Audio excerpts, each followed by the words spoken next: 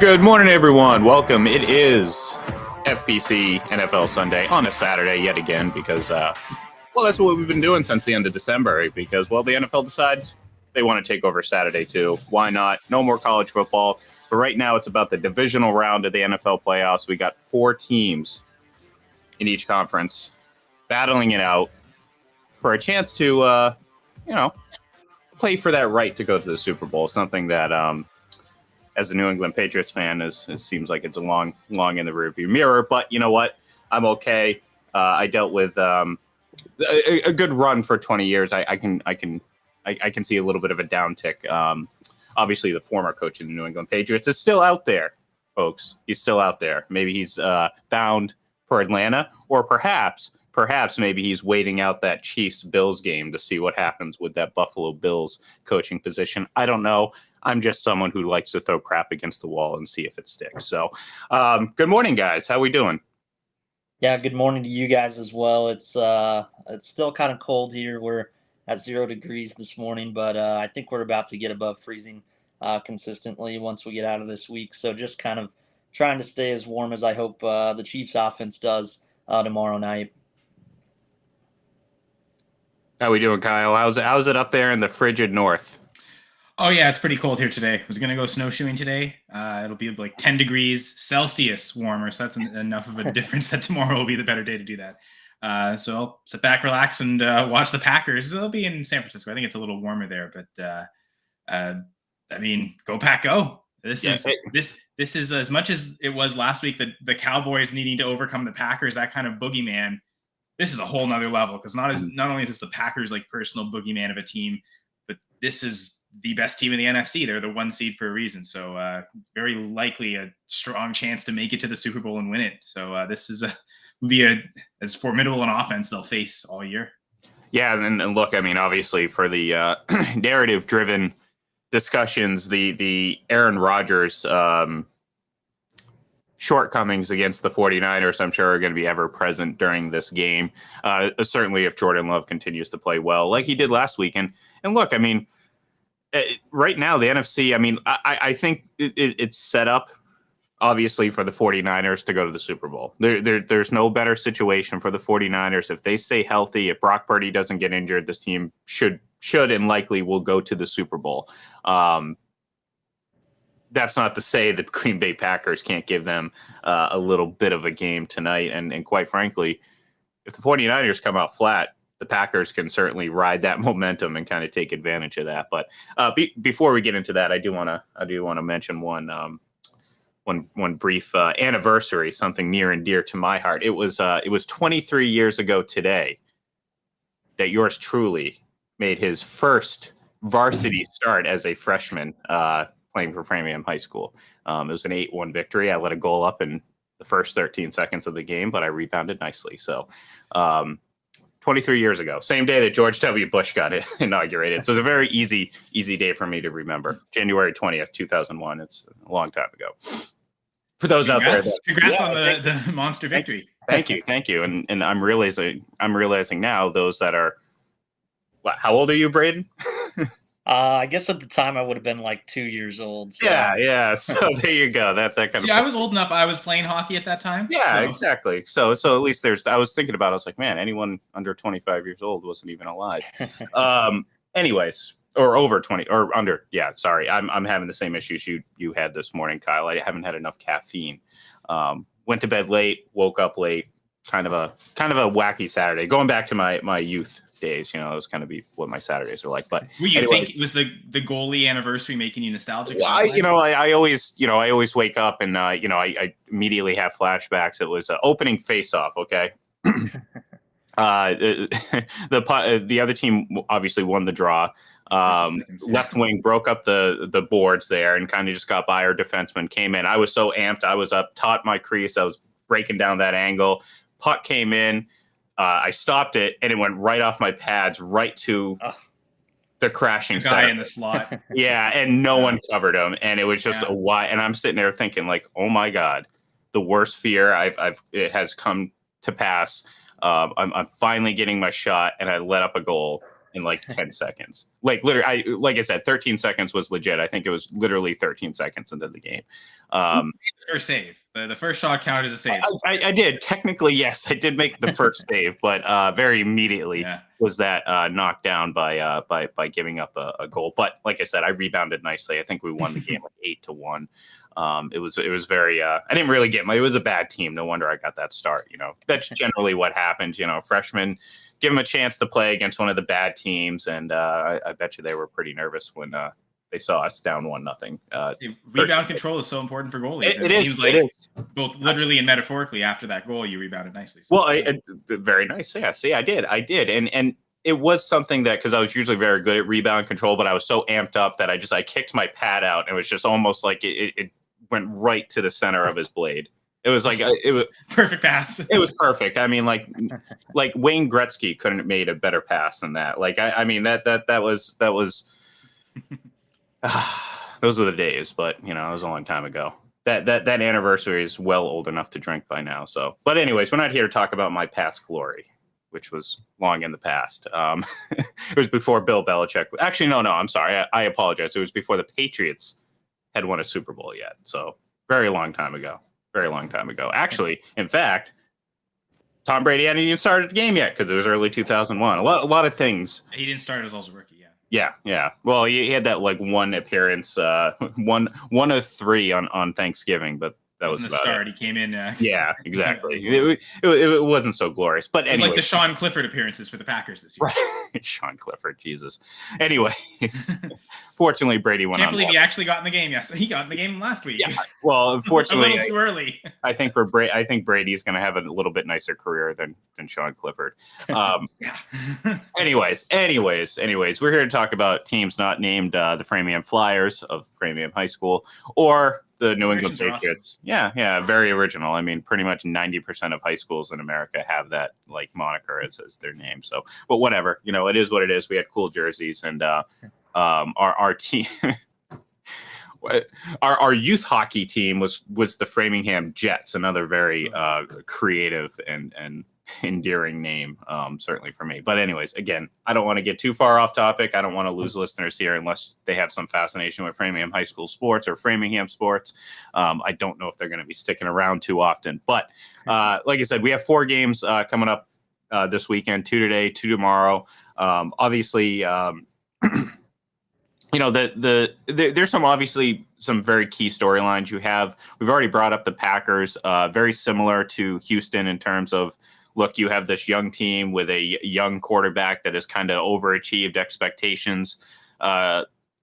You look at both Houston and Green Bay, and it's like, this isn't necessarily a situation where you're like, oh yeah, these teams don't have a chance. No, I think they both have an opportunity to upset the number 1 seed. I think it'll be a little bit more difficult, perhaps, for Green Bay. But nonetheless, I would say this is not a slim shot for either of these two teams to win a game. So I guess I'll throw the question out to you guys. Which of those 2 teams do you think has a better opportunity for upsetting the 1 seed? Because let's not forget, both the Ravens and the 49ers are coming off that bye, and sometimes that works in your favor. Sometimes it doesn't.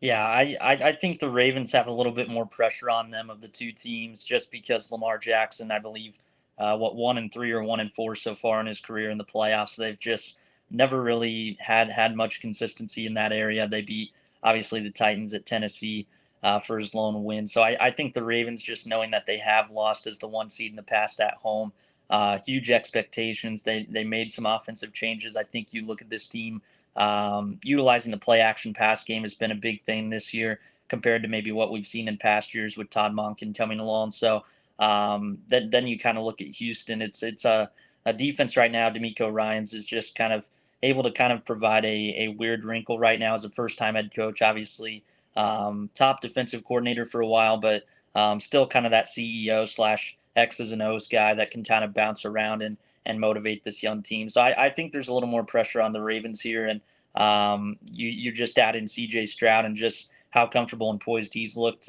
Jordan Love's done the same, but I think Stroud's just kind of proven himself all season long that he can kind of stand up to any defense. speaking of the quarterbacks, it's funny that it seems like both matchups, the quarterback face-off is almost equal. I mean, Lamar and CJ Stroud literally have the same number of playoff wins, and I think Stroud is really elevated almost immediately to, like, at this point, there's probably only like 5 or 6 teams that wouldn't straight up trade their quarterback for Stroud. And to be fair, the Ravens are probably one of them. I think they, as much as you'd love to have Stroud's rookie contract again with Lamar, I think they're pretty content and satisfied with Lamar. So from a quarterback perspective, that's great. And I think Jordan Love and Brock Purdy are pretty equal too in that setting. So as equal as the quarterback matchups are, though, the odds makers don't seem to have too much faith. 9.5-point favorites for both the 49ers and Ravens. In fact, I just checked this morning, I actually went up to 10 points for the 49ers. So the odds makers are saying neither have a strong chance. I think the Packers might have more success running the ball than the Texans will against the Ravens. That's a really strong run defense. So this really is all on Stroud's shoulders, whereas I think Aaron Jones can help elevate some of the pressure off Jordan Love. So maybe the optimistic Packers fan in me says, like, that's the reason why that would be more likely to be an upset. If I'm looking at this objectively, though, as much as the 1 seed rust is scary, I think for the 49ers, I think for certain players it might be a problem, but I think for other players, the rest will actually help improve. Christian McCaffrey, it seems like he's gotten healthy over that calf injury. So I think he'll be someone that's ready to go and dangerous right off the bat, that the Packers don't really have a strong run defense. It's not maybe the Swiss cheese defense of past where Raheem Mostert gets 200 yards in a playoff game, but I mean, it could happen. So I think that's a little scary. To be fair, I have a hard time seeing either upset happen, but I'm really going to optimistically say it's the Packers. Yeah, and look, I mean, you got to give credit where credit's due. The 49ers have kind of been here, done that, and quite frankly, if it wasn't for the injury to Brock Purdy last year, they're probably going to go to the Super Bowl last year. I think they were playing well enough that they could have certainly made it there. Maybe the Eagles' run was a little bit too much to overcome, but I certainly would have had a better shot if Brock Purdy hadn't gone down. The fact that he's healthy now and right now, you look at this team and you've over the years how many issues they've had in terms of staying healthy, key players missing time. This is about as healthy as they've ever been going into the postseason, and quite frankly, I mean, again, if they stay healthy, there's no reason for me to think that they're not going to not waltz into the Super Bowl, but there's no reason for me to believe any team out there in the NFC certainly is going to beat them. With that said, I think the line with Green Bay is appropriate, although I don't think that's necessarily an insult to Green Bay. I mean, Kyle's kind of highlighted it. This team doesn't have a great defense. They have some nice players, but on a whole, the pass defense isn't great. The run defense isn't great.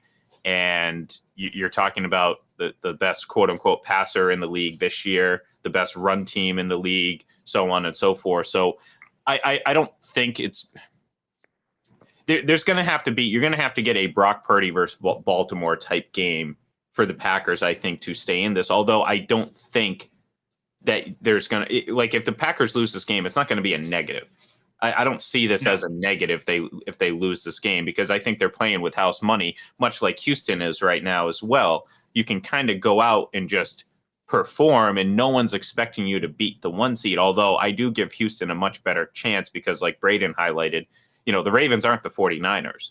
Lamar Jackson isn't a guy who can hang his hat on a bunch of playoff wins and high level performances in the postseason. This is a guy who, just like the last time they were the number 1 seed, they're facing a lot of pressure because they fell very, very flat the last time. So again, I think the matchups on paper, and perhaps maybe it's just us trying to convince ourselves we're going to get 4 classic matchups this weekend, because last weekend was kind of a dud in terms of competitiveness. Like fourth quarters, especially. Yeah. The Browns-Texans game in the first half was great, but then Joe Flacco fell apart in the third quarter. And right.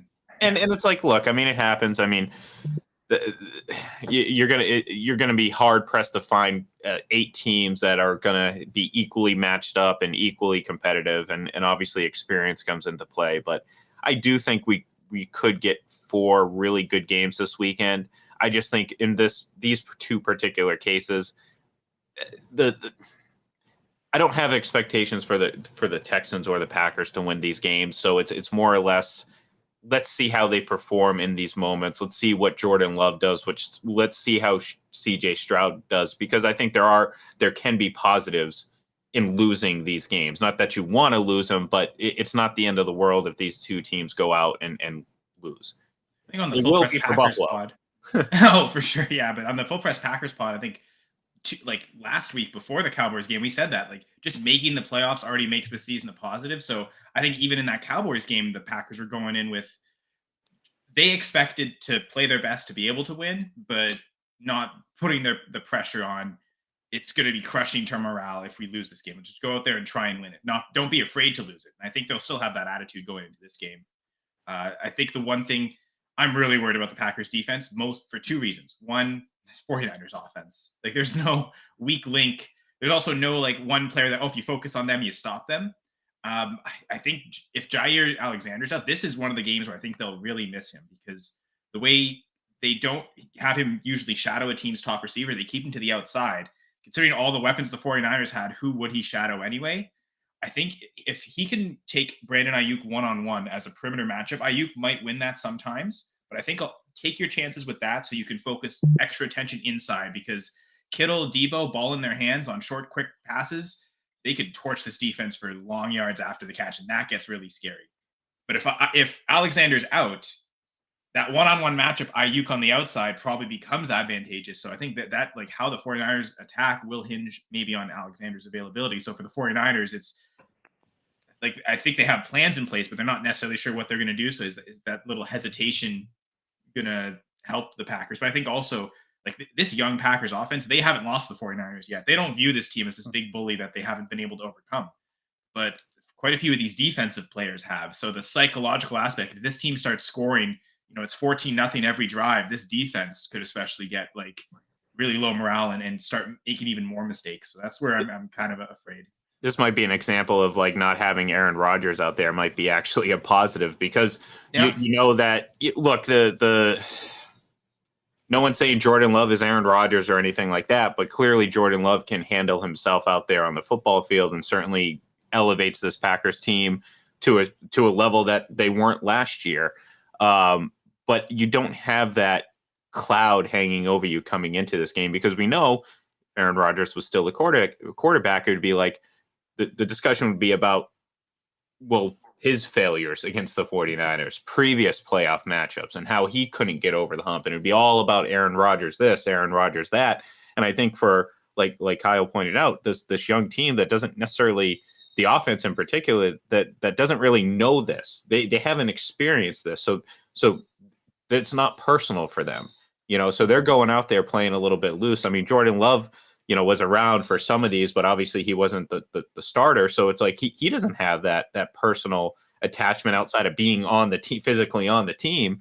So again, why not this version of the Packers team? But realistically, I just don't think they're going to overcome this team, because like I said, I think the 49ers are as close to a sure thing as you're going to get, certainly this season. It's in the NFC. I mean, I put more of a sure thing in the 49ers than I do the Ravens, the Bills, the Chiefs, and the AFC. I mean, all those teams, although all three of them, you can make a great case that could make the Super Bowl. If you're going to ask me who am I going to put my money on, it's certainly the 49ers. So because all three of them are Super Bowl caliber teams, right? So right. You don't know which one, where it seems like the 49ers clearly seem better than all three other teams. Yeah, but in that's not to say that there weren't other Super Bowl contenders. Now, again, it seems foolish to think that for a lot of the time we were talking about, oh, is it the Eagles or is it the Cowboys that are going to overtake the 49ers? And, well, I don't see them playing this weekend, so clearly that wasn't the case. And maybe we were foolish not to put more stock in the Packers, And I think the Lions, look, they've been a tough team to judge, because it's like you always think, well, it's the Lions, eventually they're gonna trip over their own feet, or the curse of just being in Detroit is eventually going to overcome them. But you know what? They drew a pretty darn good matchup against the Buccaneers, and again, the Buccaneers, another example of a team that like they could lose this game and it's not going to be a negative. I think they're playing with house money. But this is also a team that could look great like they did in the playoff game, or struggle to put up 9 points against the Panthers, and the season finale when they needed to win the division. So I cross my fingers that we get the good version of the Buccaneers because it means we're going to have a good game. But when it comes to the 49ers and the Lions, I think there's a big gap between those two teams. So when it's all said and done, like as good as and as exciting as some of these NFC storylines are, it's the 49ers. And I'll have a lot of egg on my face if tomorrow, we're sitting here talking about the Packers upset at the 49ers, and then I would love to be wrong. Yeah. Oh, look, I've been wrong all year because I didn't really believe in Jordan Love going into the season. I picked the 49ers and the Ravens to go to the Super Bowl before the season, and I picked Lamar Jackson as my MVP. So in the interest of me being right, that's my agenda right now. So I'm not necessarily emotionally tied to either of these two teams. I think it's finally the 49ers season this year. It's just the feeling that I'm getting. I don't think the competition, like for example, and maybe you can back me up on this, Brady. Like I think if Buffalo wins this game against the Chiefs, I think that's gonna. I don't want to say it's going to be their Super Bowl, but I don't think they're going to be able to muster up enough energy to finish the job. And I think they're probably the best competition for the 49ers if they were to meet in the Super Bowl. Because I just, obviously Josh Allen can kind of be a deciding factor in his ability to run and throw and all that stuff and kind of the wild card in the whole situation. So to me, it's a catch-22. Obviously the Bills need to get past the Chiefs to get to what they need to do. But I feel like this run they've been on, if they go out and win this game against the Chiefs, I don't know if they're going to have enough to muster up to finish the job against the Ravens. Obviously, I'm kind of giving away my picks here, but I don't think they're going to have enough energy to go out there and match that against the Ravens the following week to actually get to the Super Bowl. So it's going to be tricky for Buffalo. And in which case, I look at Buffalo and I say, yeah, I could see them beating the 49ers. It's going to have to take a lot of luck. But realistically, probably not. And people are going to be like, oh, well, the Ravens beat the 49ers earlier in the season, blah, blah, blah, blah, blah. Well, Brock Purdy threw half as many interceptions as he had all season long. So to me, in my eyes, that tells me that's kind of a blip. That's not a trend. That's not something that's going to happen again. And in which case, give me the 49ers in a rematch, no doubt about it. So, yeah, I say all this to say these next few weeks are all about the San Francisco 49ers. I mean, it's really are they finally going to get over this hump or is it going to be a colossal failure again? Yeah, and I just think your comment on the Bills, you're kind of looking at this Bills team. I think obviously it's clear the running game has gotten going since Joe Brady took over as offensive coordinator, but I think you just look at the injuries of that defense right now. It's always been about Josh Allen having to be Superman, and you just look at the potential defenses he'd have to face if they were to get to the Super Bowl. I just that kind of formula is really going to be put to the test, I think, more than we've ever seen before. So if they are able to get over that hump of beating Kansas City, I think as good as the Chiefs defense is, you're probably getting two better defenses in terms of having to beat them in scoring in Baltimore and San Francisco potentially. Yeah, and look, I mean the Kansas City. I mean, if there's ever a year for Buffalo to overcome the Chiefs, it would be this year. But like I said, at the end of the day, I just think that's going to take a lot. It's going to be I think it's going to be an emotional game, so to speak. Now, if they go out and blow the doors off Kansas City, maybe it's a little bit different because the intensity, but an emotional win, a big time win in the elements, in the snow, all that stuff. Buffalo fans are going to be talking about it for weeks, and then when they come out of the stupor, they'll realize, oh, wait a minute, there was a game last week and the Bills lost. So what are we doing here? We're still celebrating this moment, but hey. That's what happens, and that's a reality. And sometimes that's why other teams, fail in situations like this. And I think ultimately that's probably why Buffalo might fall short in all this because, we wrote them off. I say we. I'm just generalizing. I'm not saying us specifically, but most people wrote them off when they were sitting at 6-6, and I think they've had one of the more impressive runs to end out the season of all these teams that are remaining. Just because, again, they've been kind of playing playoff football for weeks now, and having to come back and win the division and all that stuff. Are they the best team in the AFC? Maybe when they're playing their best, but I said it a couple of weeks ago, and some people was like, how can Josh Allen not be elite? Well, maybe that was a little harsh, but I can't elevate him fully until the bad turnovers stop. Mm-hmm. And it's not just about the number of turnovers. Like we've seen players accumulate turnovers and be successful. It's not necessarily about that. It's about when they happen. And part of this is the construction of the team. They rely so much on Josh Allen that he doesn't really have a chance to scale it back a little bit, but it also leads to the worst qualities of his game to come out quite often.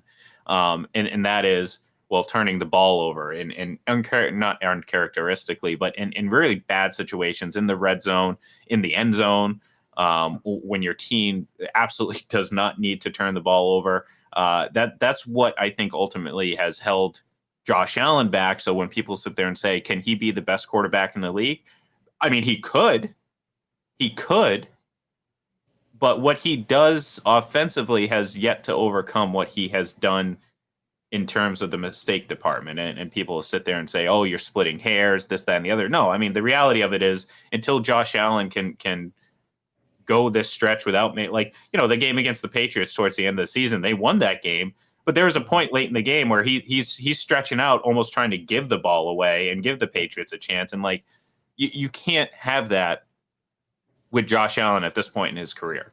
So if anything's going to ultimately hold him back, it's that need to have to do everything. The problem is sometimes the Bills need him to do everything. So it's chicken and egg here. What comes first here? Is it Josh Allen's effort and confidence to kind of just throw whatever mistake out the window and keep trying the same thing over and over again that helps the Bills? Or, I mean, I don't know. It's going to be a weird test of his focus and ability to balance those two things. Because again, like I said, if he can go in and play, I mean, relatively mistake-free, smart football for the next 3 games, then what I just said about the Bills not being able to overcome a win against Kansas City, as crazy as that sounds, you can throw that out the window because, well, Josh Allen can overcome those mistakes, and I'll give them a good shot against the 49ers. But I just think ultimately after tomorrow, if they win this game, I don't know if they're going to be able to kind of rein that all in and be able to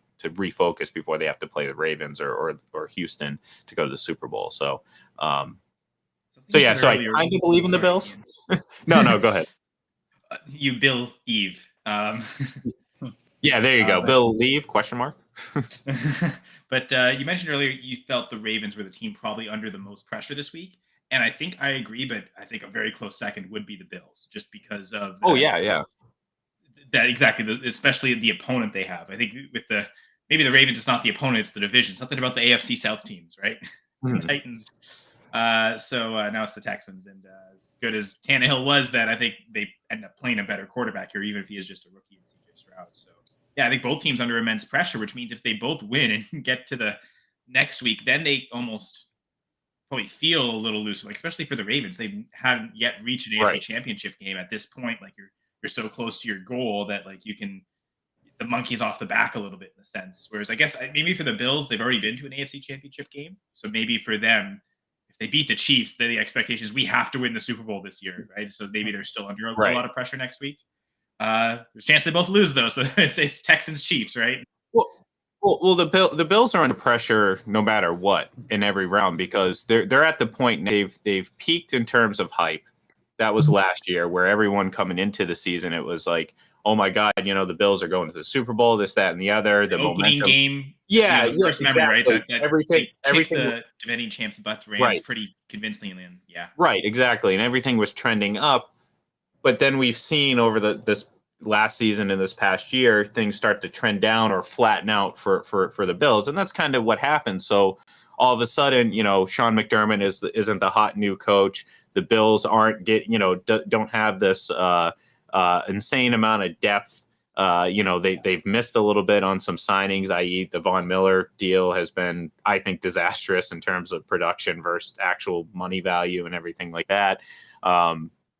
You've had some tension in the locker room. You've had some injuries you've had to deal with. So things aren't long for this Buffalo Bills team. This window is very short. That's why I say if they lose this game, if Bill Belichick hasn't inked his deal with Atlanta, keep an eye on that because, well, you're running out of people to blame in Buffalo. You've gotten rid of the offensive coordinator. You've gotten rid of the defensive coordinator. You're not getting rid of Josh Allen. So guess what? Sean McDermott, you are square in the spotlight when it comes to passing the blame for these failures. So a lot of pressure on this Buffalo team individually on Josh Allen, more so individually, I think, on Sean McDermott and his future with the team because, look, Josh Allen could go out and have a terrible game and he's still going to be the starting quarterback next year. But like I said, you're running out of people to blame in Buffalo, and like I said, you're not going to go Josh Allen over Sean McDermott. So, all right, let's actually pick these games. We're dancing around it. I mean, I've kind of given away a couple of my picks already, so I've it's not too surprising. But we will start with the first game, Baltimore hosting Houston, and look, I mean, I think this is going to be an exciting game. We talked about it to start the show. You really can't lose if you're Houston. Like, yeah, it would be disappointing if they lose this game. But the reality of it is this team was 3-13-1. Take note, Patriots fans, last year. And all of a sudden you're looking probably going into next year as one of the hot teams in the AFC. And quite frankly, deservedly so, because you think you have a quarterback. Now I caution everyone, and this is my thing, like, let's make sure that he can keep doing this because that's what separates great quarterbacks from serviceable quarterbacks. You can have a great season as a serviceable quarterback. No one's denying that. And so far, you only have one season of C.J. Stroud to compare it. What does he do next year? You could really potentially set that up with how he plays this year, this game, regardless of whether they win or not. If he goes out there, they lose the game, but he has another just stellar CJ Stroud performance, and then you have a lot of really good things going forward. And I think you can build off that. So with that said, I do think Baltimore, I think they're going to come out a little shaky, and we're going to be sitting there saying, oh no, we should have probably picked the Texans. But I think ultimately they're going to get the job done. It's not going to be pretty. I think it's going to be one of those, okay, we got over this playoff win hump. Let's build off that. And I think going up against a good team like Houston, I think it's going to keep them on their toes. So going to be close. It's going to be tight. It's going to be a little shaky at first, but I think Baltimore is going to win it at home.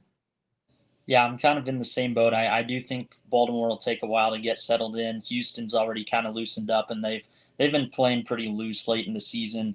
Just that start in Indianapolis stands out. I don't think it would surprise me if they start out just as hot in this one, but I think it'll be about a touchdown game. I do have the Ravens winning. I think you kind of look at the running game in this one. Whether it's Gus Edwards, Justice Hill. I think Baltimore's going to have a little bit of an advantage in that area. Houston, I still think can kind of answer with some passing scores, but just up against this defense, I think this is going to be kind of where this Houston story comes to an end. So leaning on that defense, I got to go with the Ravens in a close one. And to both your points, is that how the Ravens settle into this game? Let's go out there and run the ball a ton early. Let's see what this run defense really is like. And then that sets up maybe some easier throws for Lamar as the game goes on. And then you let him get into a rhythm slowly. And I mean, that could be running with Lamar as well. Let him get in the game that way on the ground. But, you mentioned Gus Edwards. I think strong game coming. So for anyone who reads my articles on full press coverage through the season, I have the goal line guide. It's a fantasy football thing. And I do it through the playoffs as well for these teams. I have last week, some of the fantasy pools I'm playing right now in the playoffs guiding me who to pick. And the Ravens have the highest overall score this week at 109.75, and for their run game, and the Texans have the lowest score for their run game at 46.75. I think the next lowest score is the Bills' run goal line grade at 71. So it's a massive difference. So all to say, it seems like the Texans are going to be very one-dimensional in this game. And that's, I think, more than anything, what got the 49ers into such a bad position against the Ravens in that big blowout game. The Ravens got enough of an early lead, and Brock Purdy kept turning it over, but because they were down so much, they had to keep throwing it and be really aggressive, which led to a couple more turnovers. So I think the Ravens will win this game. All right, next, the nightcap, San Francisco hosting Green Bay. We talked extensively about the Green Bay Packers earlier in the show. And, of course, San Francisco is San Francisco. And like I said, I think much like in Houston, with Houston, the Packers this is a win-win situation for them, short of, the most disastrous playoff performance of all time and Jordan Love being a large culprit in that. I don't think the Packers can necessarily lose, quote unquote. They will lose, though, the game, because and this is nothing against Green Bay. I've been incredibly impressed with how Jordan Love's played. This offense looks like it could be a stickler in the NFC for a while. I mean, the defense has got to get shored up a little bit, but those things come with time. I just think San Francisco is just a team on a mission, so to speak. They've come close before. They've been in the Super Bowl. They've had all these years of this is it. This is who they are. Look, they're great on offense. They're great on defense. When Purdy's playing well and playing healthy, I mean, he produces at the highest level this season so far from many of these quarterbacks. So it's hard not to pick San Francisco at home. If you're Green Bay, you hope maybe you jump on them early and it throws off the rhythm and it creates this situation that the 49ers are uncomfortable, much like what happened against Baltimore. I just don't think the Packers can do that. And like I said, I mean, we'll all due respect to the Packers and look, I'll be the first one to sit there and say, hey, impressive win by the Packers. I didn't see it coming. I put too much faith in the 49ers. Unfortunately, I don't think this is a situation where I'm going to be wrong. So I'm gonna go with the 49ers at home, and they'll be staying right there in Santa Clara for NFC Championship game the next week.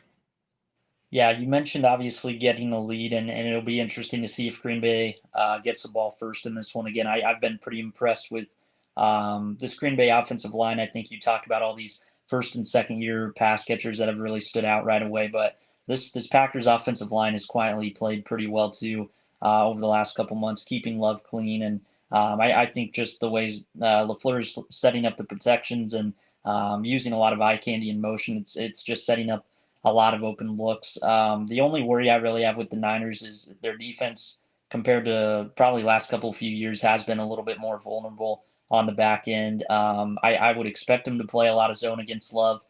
With these receivers, I would not take my chance with these corners against man right now. But I think in the end, it's just the Green Bay defense is just too much of an Achilles heel against the San Francisco offense, probably the most complete in terms of weapons right now left in the playoffs. So have to go with the Niners in that one. I think Green Bay can put up a fight early, but I expect the Niners to kind of pull away in the fourth quarter. I think earlier, Ian, you mentioned the 49ers are pretty much healthy across the board, except that one player. That's at safety spot, Hufanga, that ACL tear this year. I don't really think they have anyone else in that secondary quite like him that impacts the run game so much and the pass game, not from just a coverage perspective, but also from a pass rush blitzing perspective. That Swiss Army knife ability of his, they don't really have that replicated. I think to me, this is all about can Jordan Love keep up with the 49ers offense? Anyone listening earlier, I mentioned I think this Packers defense is going to have their hands full because there's not one place you can just single out and give all this attention to and stop the offense in its tracks. And I mean, I don't even know that they did a great job stopping CeeDee Lamb. I think CeeDee Lamb did a much better job dropping the ball than because I think back to that first drive the Cowboys had. I think already being down 7-0 was kind of a little uncomfortable for them, and they felt, okay, let's go out there and let's score, let's tie this, and then we're not behind at home. So I think there was pressure. They already kind of put pressure on themselves going into the drive. The first third down, Dak made a great read, ran for it himself, and he did that a few times in the game. But the second third down, he also makes a great read. He throws a great pass right to CeeDee between the numbers, who's being covered by Quay Walker. And this was the one fear I had last week. Is Joe Barry going to cover CeeDee Lamb with the freaking linebacker? And yes, sure enough, he did.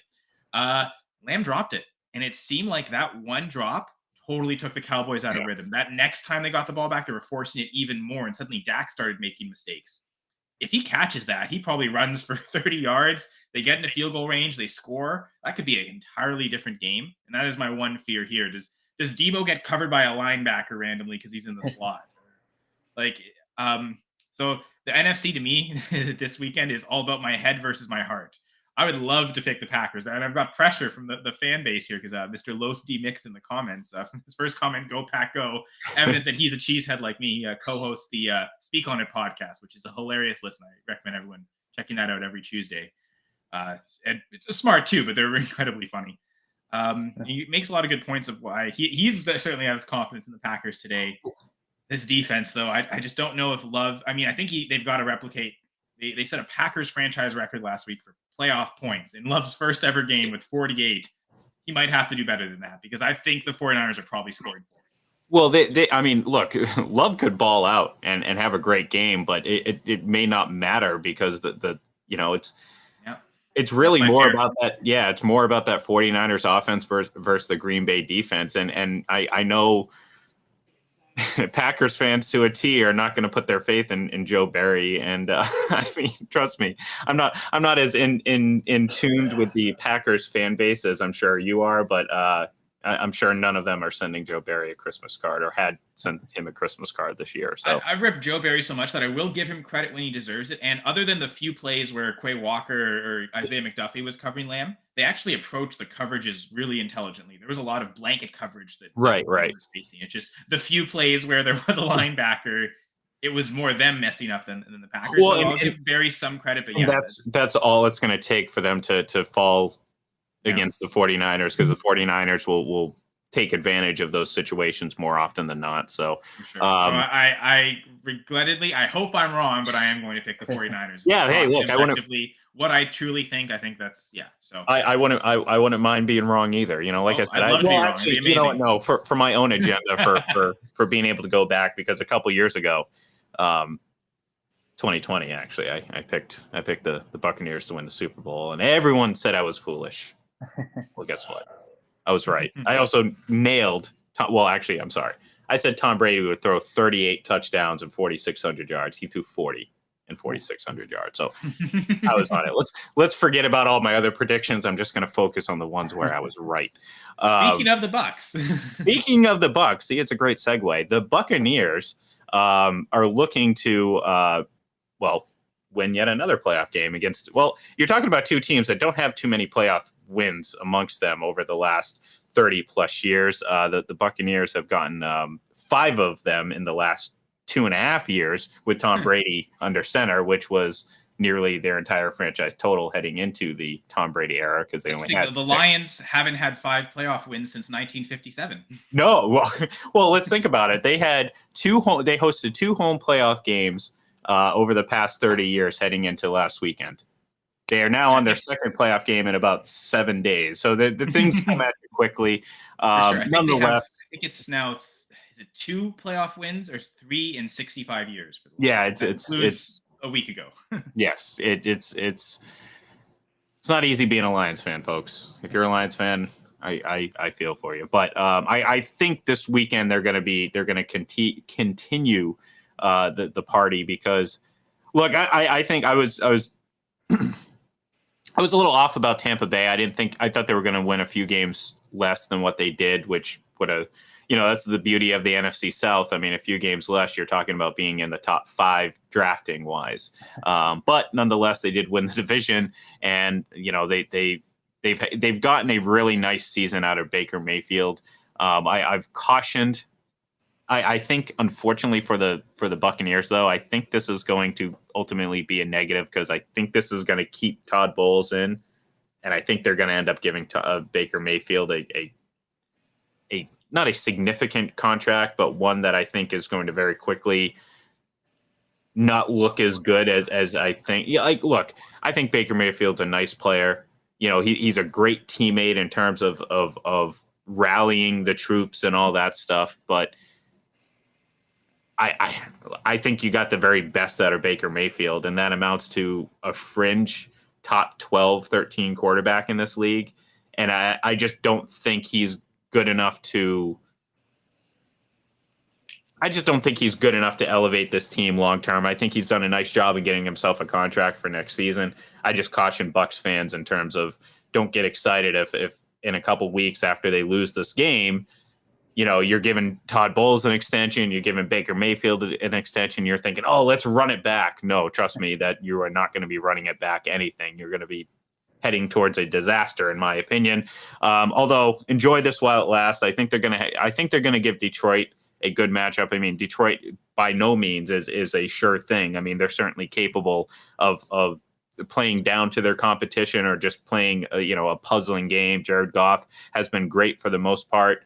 This offense has been really good at when it's at its best, but it's also had moments where the defense stinks. And Tampa Bay, for better or worse, they can be great or they can suck. And if you happen to get a really good a game out of Mayfield in this offense, maybe it's a lot closer than you think. Ultimately, I think the Lions are going to win this one, and they're going to be heading to San Francisco for their first championship game appearance in I think all of our lifetimes combined.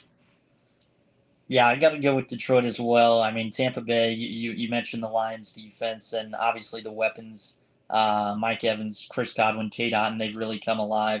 They kind of probably could have done more damage last week if not for a lot of drops. But I think ultimately just with how this Lions defense plays compared to the Eagles, it's going to be a lot more gritty type of matchup, a more physical defense. So I think that's going to be something that kind of neutralizes Baker Mayfield, like you said. Kind of coming from his best, a little bit more down to earth this week. I think the Bucks defense versus Lions offense matchup is really fascinating. You kind of look at some of the things Bulls did last week, just a lot of snaps where he was forcing the Eagles blockers to kind of face more guys than they had up front to kind of defend with the pass rush, and then he's kind of moving some guys around from either D line to linebacker standing up and vice versa. So there's definitely some things that I think Bulls can do to kind of neutralize Detroit. But in the end, I think this Lions offense is just too versatile. I think they got, a lot more impressive weapons than Tampa Bay at this point in terms of depth as well. So I like the Lions. It would not surprise me if they win by 10 plus, or if it maybe comes down to the wire and they have to get a stop. But either way, I like Detroit to get it done.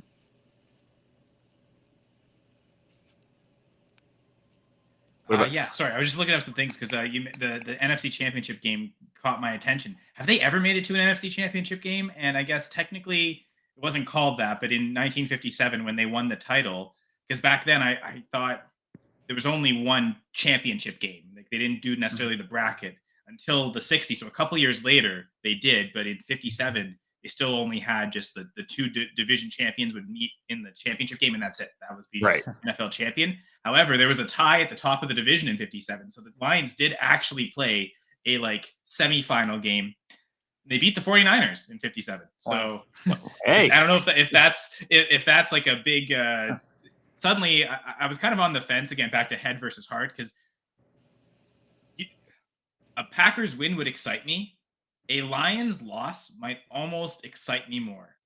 I despise that franchise and all this good vibes that they're getting. I hate that. I want to see them lose and be disappointed.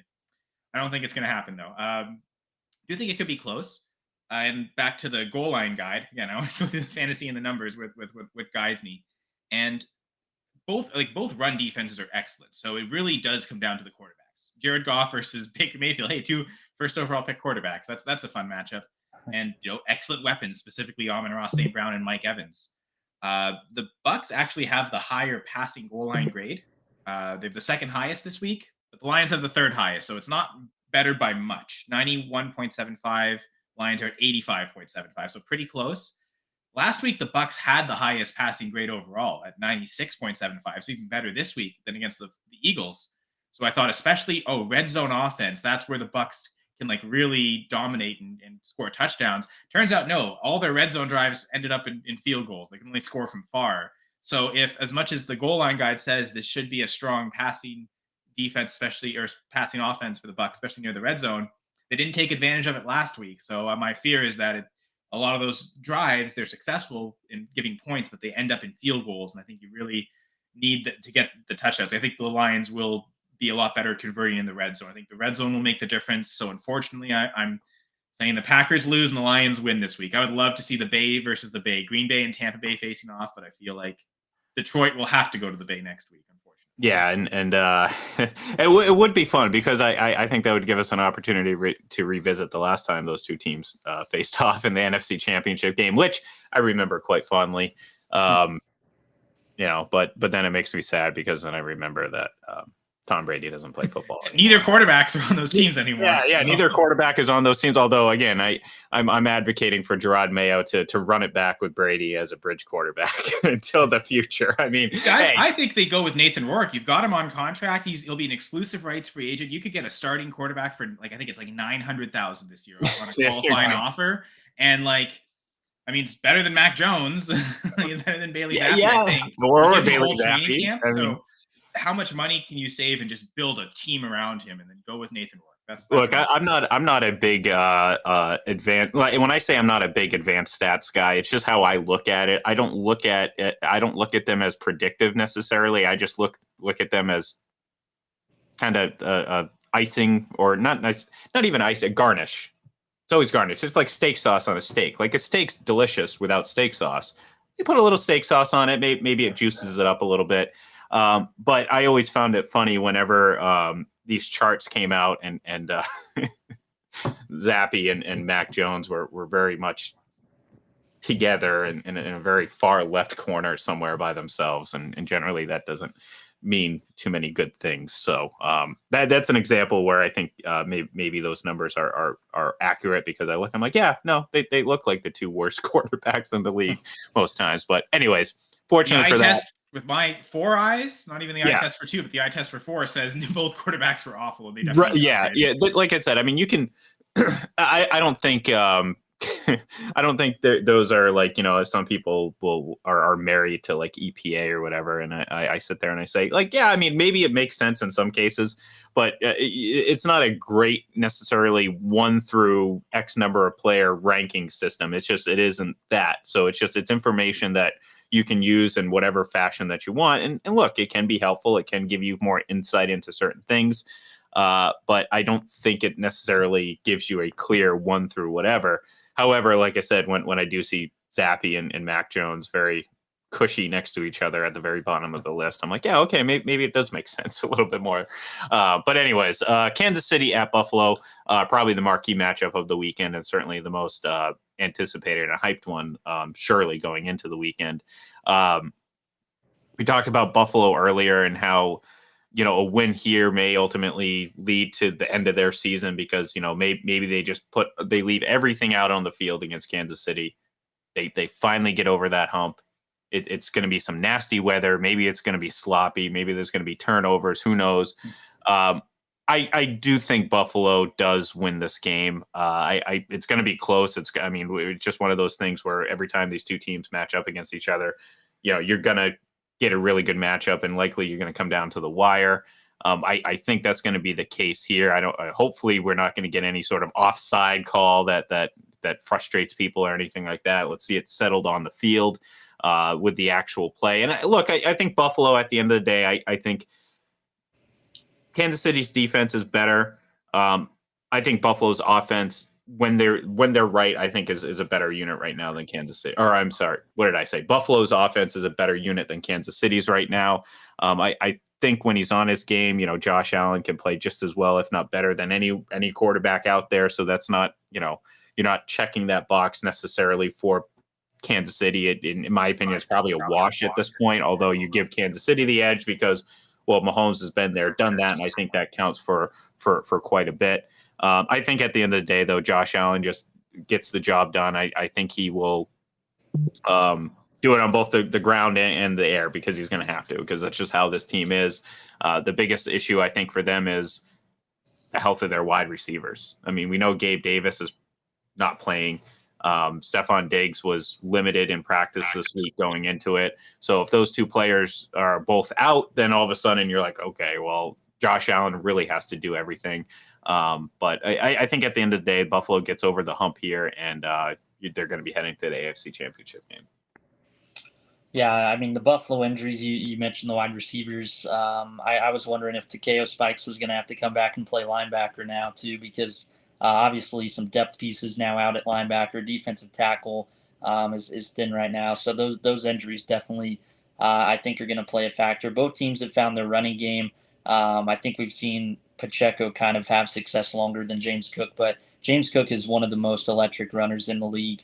Jahmyr Gibbs, even as a rookie, I think is one of those guys that I've never really seen anyone force as many missed tackles, but James Cook is kind of right up there. So I'm fascinated to see if either defense can kind of maintain their run fits and close those gaps and kind of maintain good run defense in this one. I think this is one where, Spagnuolo, he's always in his bag, but I think this is the perfect kind of matchup with those wide receivers out, like you mentioned, and just Allen wanting to kind of escape the pocket, use his legs to kind of dive into his bag of tricks. So this was kind of a few weeks ago. If this matchup happened, I thought I was going to pick Buffalo, but there's just something with the health of the Bills. I think the Chiefs kind of being more balanced on offense this year is just a huge benefit to them, and obviously this defense. I just can't really see them giving up too many scoring opportunities this time around against Josh Allen. So even in his first true road playoff game, I think Mahomes delivers, and Chiefs get back to the AFC Championship game. So back to the goal line guide. I think, did we go unanimous on all our picks? I guess I ruined it already. But looking at the goal line guide, the three highest run scores, or the three highest overall scores, actually belong to the Ravens, 49ers, and Lions, and they're significantly higher than their opponents' rush scores. But those opponents actually have better passing scores, slightly. None of them are really a huge disparity. But there's not one team. Well, there's actually one team that has both scores better than their opponent, and that is the Chiefs. 91.5 rushing passing grade, and the highest, or running grade, sorry. I said 91.5 rushing goal line guide grade, and then they have the highest passing grade this week at 94. Exactly. So in both instances, the Chiefs should have like favorable matchups on the ground and through the air offensively against the Bills. And I think you mentioned a good point, Braden, how like James Cook has come on strong of late, but it also seems like matchup dependent. In the good rush matchups for him, or when teams are playing like boxes, he can put off 100-yard games. But when he faces really tough run defenses, he doesn't necessarily gain extra yards after contact like Pacheco does. Pacheco seems like he's just got a solid floor. Even against solid run defenses, he'll still grind out extra yards. This Bills run defense is not very good since Matt Milano got hurt. At that second level linebacker, Milano is so great, and they kind of like Tafanga with the 49ers. They haven't been able to replace him, but I think it really does come back to bite the Bills in that regard. The Chiefs, when they get to the red zone, I think they'll have all options open to them. They'll be able to run really well and pass really well. I think the Bills might be able to keep up, but ultimately I think that pressure on them will be a little much, and the Chiefs will win version 4 of this matchup, version 5. Well, as much as I'd love to see the Bills, Texans, Packers, Buccaneers like in the championship game, I'm not picking any of them. That'd be what I'd like to see happen, and I'm picking against it. So whether I'm right or wrong, I guess I still win somehow with the picking. Who knows? Well, fortunately, I guess we didn't all go clean sweep home teams. I was the only one who did. You guys went the visiting team, but nonetheless, that's going to do it for us here today. We're wrapping it up on perfect timing here with 10 seconds to go for a nice whole hour. So thank you everyone for tuning in. We will be back next week to preview Conference Championship Sunday. So have a great weekend, and we will talk to you then.